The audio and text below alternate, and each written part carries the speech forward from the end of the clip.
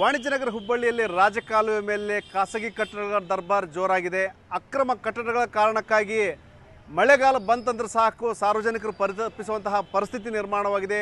ಹುಬ್ಬಳ್ಳಿಯ ಯಾವುದೇ ಪ್ರದೇಶದಲ್ಲಿ ಹೋದರೂ ಸಹ ಎಲ್ಲೆಲ್ಲಿ ರಾಜಕಾಲುವೆ ಹೋಗಿದೆ ಅಲ್ಲೆಲ್ಲವೂ ಸಹ ಅತಿಕ್ರಮ ಆಗಿದೆ. 150ಕ್ಕೂ ಹೆಚ್ಚು ಪ್ರದೇಶಗಳಲ್ಲಿ ಹೆಚ್ಚು ಕಡೆ ಈ ಒಂದು ರಾಜಕಾಲುವೆ ಅತಿಕ್ರಮ ಆಗಿದೆ. ಖಾಸಗಿ ಕಟ್ಟಡಗಳಿರ್ಬೋದು ಮತ್ತು ವಾಣಿಜ್ಯ ಕಟ್ಟಡಗಳಿರ್ಬೋದು, ಜೊತೆಗೆ ಮನೆಗಳೂ ಸಹ ಕೆಲವೊಂದು ಕಡೆ ನಿರ್ಮಾಣ ಆಗಿದೆ.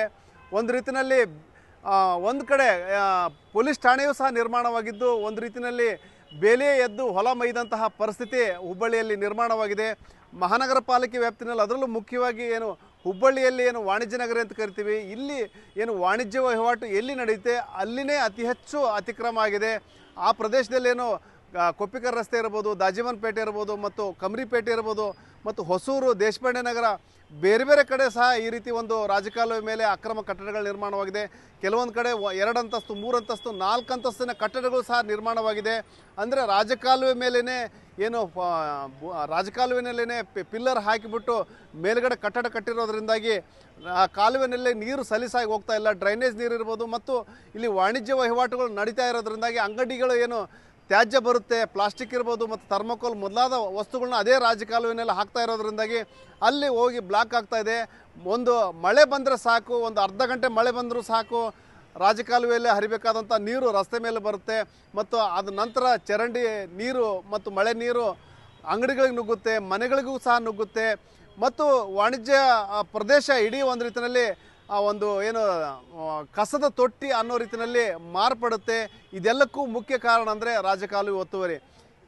ಬೇರೆ ಬೇರೆ ಕಡೆ ಅಂದರೆ ರಾಜಕಾಲುವೆ ಆರಂಭದಿಂದ ಹಿಡಿದು ಬೇರೆ ಬೇರೆ ಎಂಡ್ವರೆಗೂ ಸಹ ಮಾರ್ಗದುದ್ದಕ್ಕೂ ಸಹ ಬಹುತೇಕ ಕಡೆ ಅತಿಕ್ರಮ ಆಗಿದೆ.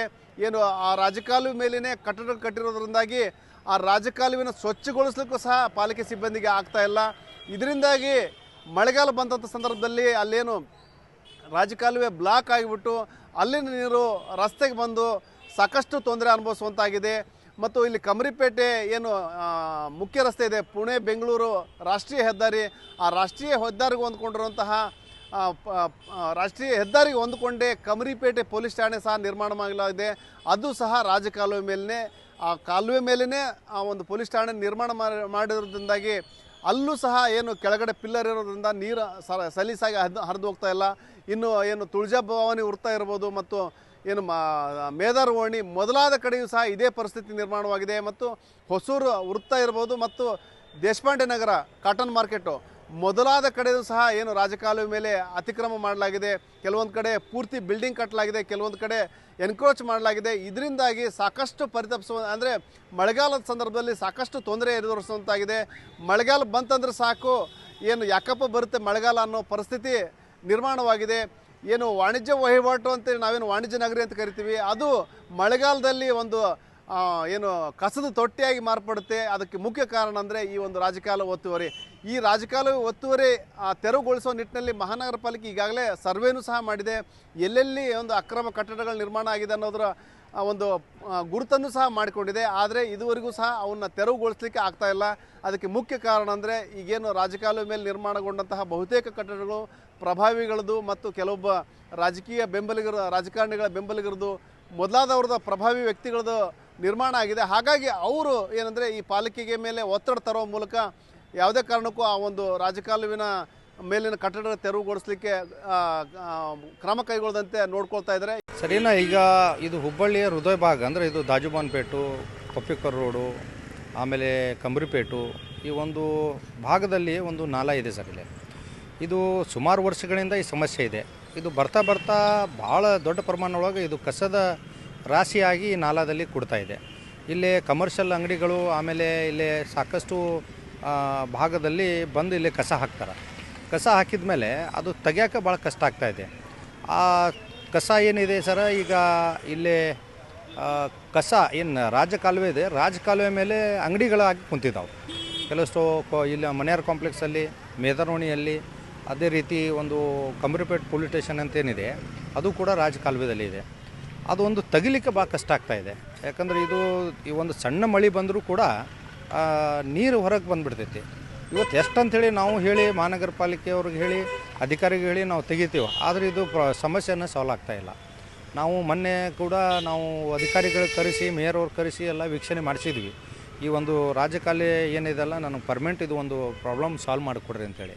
ಆದರೆ ಇದು ಯಾಕೆ ಹಂತ ಆಗ್ತಾ ಇಲ್ಲ, ಇದು ಯಾವಾಗ ಕಡಿವಾಣ ಹಾಕಿ ಇದಕ್ಕೆ ಏನಾರು ಒಂದು ಹೊಸ ಯೋಜನೆ ತಂದು ಇದಕ್ಕೆ ಏನಾರು ಒಂದು ಕಾರ್ಯರೂಪಕ್ಕೆ ಬರ್ಬೇಕಂತೇಳಿ ನಾವು ವಿನಂತಿ ಮಾಡ್ತೀವಿ. ಯಾಕಂದ್ರೆ ಭಾಳ ಸರ್ ಒಂದು ಸಣ್ಣ ಮಳೆ ಬಂದರೆ ಇಲ್ಲೇ ಮನೆಗಳಿಗೆ ಅಂಗಡಿಗಳಿಗೆ ನೀರು ಸಾಕಷ್ಟು ಪಾಪ ಭಾಳಷ್ಟು ನುಕ್ಸಾನ್ ಆಗಿದ್ದಾವೆ. ಈ ಮಾವಿನೊಳಗೆ ಆದ್ರೆ ನೀವು ಹೋದ್ರೆ ಎಲ್ಲ ಬಟ್ಟೆ ಅಂಗಡಿ ಆಯ್ತು, ಬೇರೆ ಬೇರೆ ಅಂಗಡಿಗಳಿಗೆ ಎಲ್ಲ ನೀರು ನುಗ್ಗಿ ಭಾಳ ನುಕ್ಸಾನ್ ಆಗಿದೆ.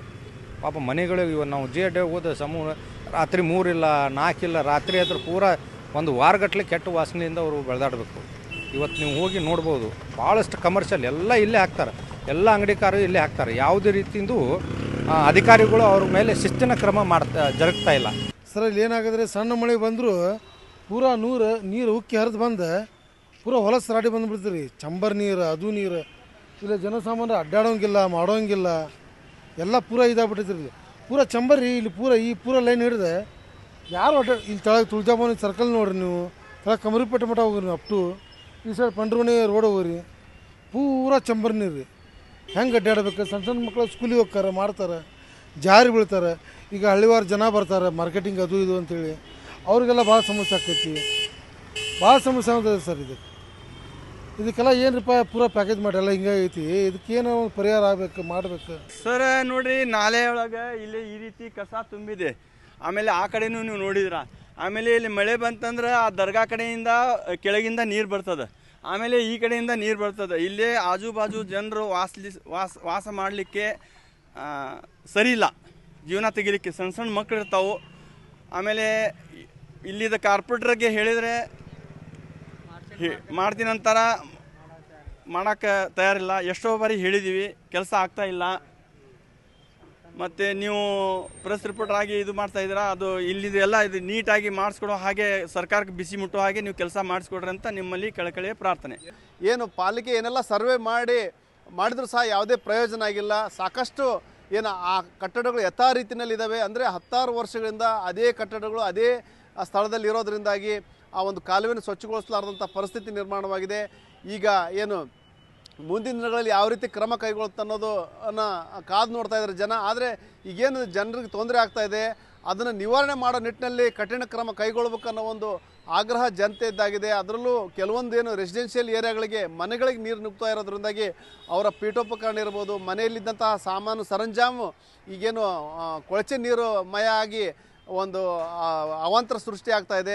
ಈ ಎಲ್ಲ ಅವಾಂತರಗಳಿಗೂ ಒಂದು ತಾರ್ಕಿಕ ಅಂತ್ಯ ಕೊಂಡೊಯ್ಯಲಿಕ್ಕೆ ಒಂದು ರಾಜಕಾಲುವೆ ಮೇಲಿನ ಅಕ್ರಮ ಕಟ್ಟಡಗಳನ್ನು ತೆರವುಗೊಳಿಸಬೇಕಂತೇಳಿ ಜನತೆ ಆಗ್ರಹಿಸ್ತಾ ಇದೆ.